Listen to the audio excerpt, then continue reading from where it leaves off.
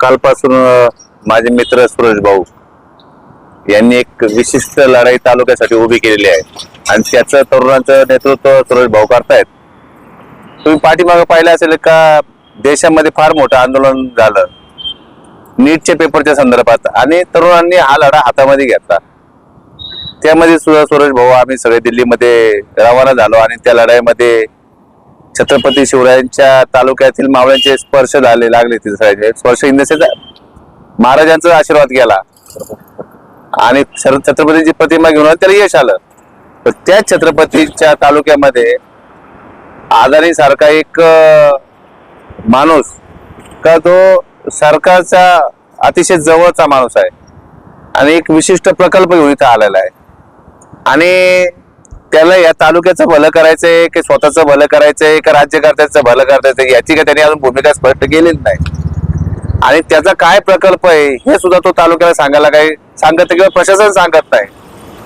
40-50 वर्षापूर्वी आपल्या इथं वनीकरण धोरण पडलेलं आहे. वने आणि वनीकरण त्यावेळेस काय असायचं अधिकारी आहे ना एक विशिष्ट त्या गावची जागा बघायची 500 एकर 1000 एकर वनीकरण टाकून द्यायचे अंदाज पाहिजे ते का प्रत्यक्ष बघत नव्हते. 50 वर्षापूर्वीची परिस्थिती आता तीच झालेली. आधी आता अधिकाऱ्यांना विचारला गेलं का ते 50 वर्षापूर्वी अधिकारी टाकू दिले अंदाज पंचे तशीच परिस्थिती आता झालेली आहे. 50 वर्षापूर्वीचाच काळ आजही सरकारचा तसाच आहे. सरकार त्याच माध्यमातून काम करते. त्या स्थानिक लोकांना नेमका हा काय प्रकल्प सरकार सांगायच्या तयारीत नाही की हुकुमशाही हे सत्य आपण स्वीकारलं पाहिजे आणि कोणीतरी बोललं पाहिजे. मुळात राज्यकर्त्यांनाच हा प्रकल्प काय माहित नाही असं आम्हाला दिसते. त्यामुळे आम नागरिकांना तुम्ही अपेक्षा करणं चुकीचं आहे. स्थानिक राज्यकर्ते काय म्हणतात का त्याच्या काळात आला माझ्या काळात आला एकामेकावर आरोप करतात. बाबांना तुम्हाला हात जोडून विनंती आहे तुम्ही तुमच्या आरोप करण्याच्या नादामध्ये ना तालुक्याच्या जनतेचा फोकस जो आहे जो प्रकल्प आहे त्याच्यावर हटू नका. कारण लोकांना तुमच्या भांडणामध्ये आता इंटरेस्ट नाहीये.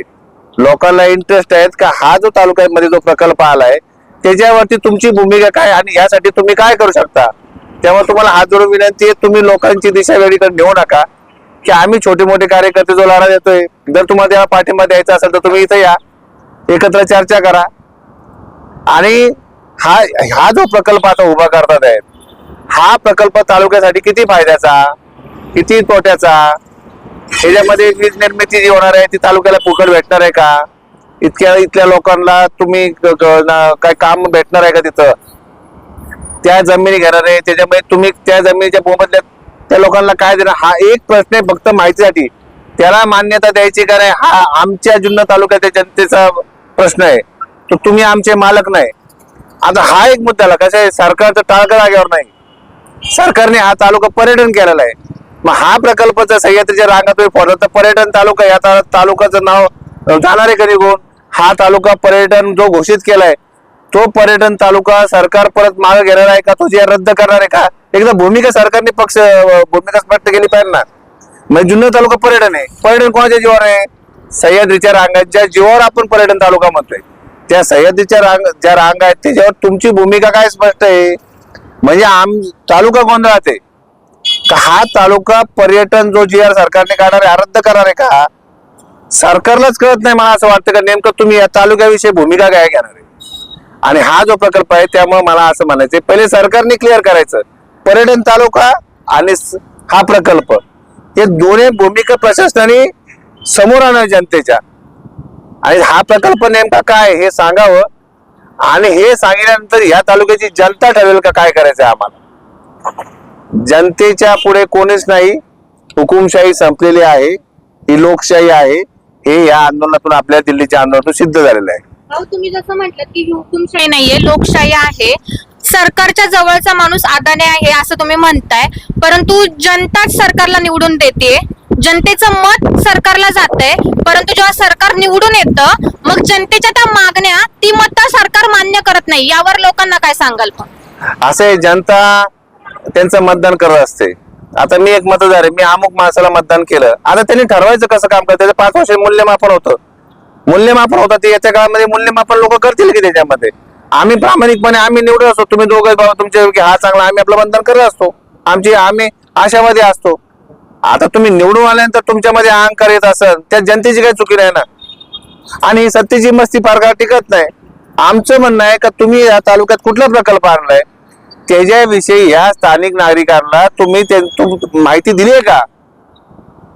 काहीच माहिती नाही. खरं सांगू का प्रामाणिकपणे, आम्ही पण सामाजिक जीवनात काम करतो पण आम्हालाही माहिती नाही हा प्रकल्प काय आहे तो.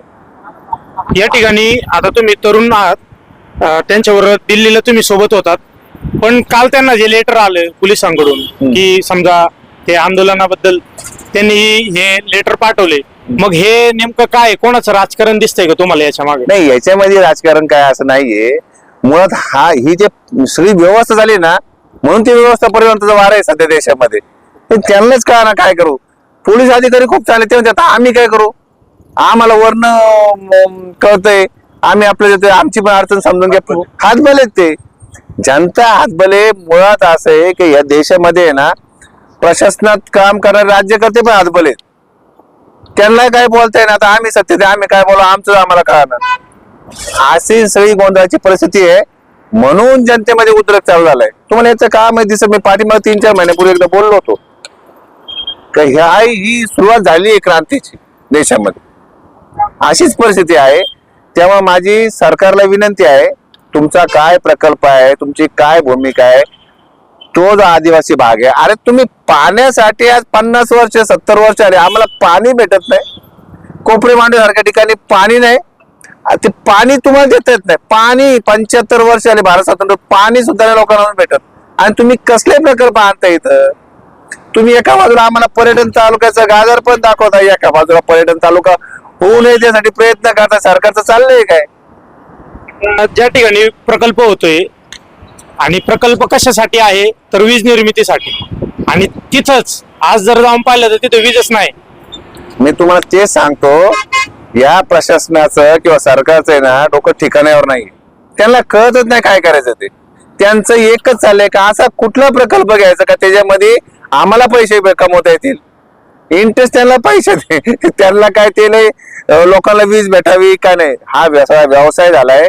सगळे व्यापारी आले सत्तेमध्ये आणि त्यामुळे या व्यापाऱ्यांनी अख्ख्या देशाचं वाटोळ करत चाललेले आहेत. माझी सरकारला विनंती आहे, मी काय फार वरच्या लेवल राजकारण मला काही त्याशी घेणं नाही. मी या तालुक्याचा नागरिक आहे. नागरिक म्हणून सुरेश भाऊला या ठिकाणी या आंदोलनाला पाठिंबा द्यायला आलोय.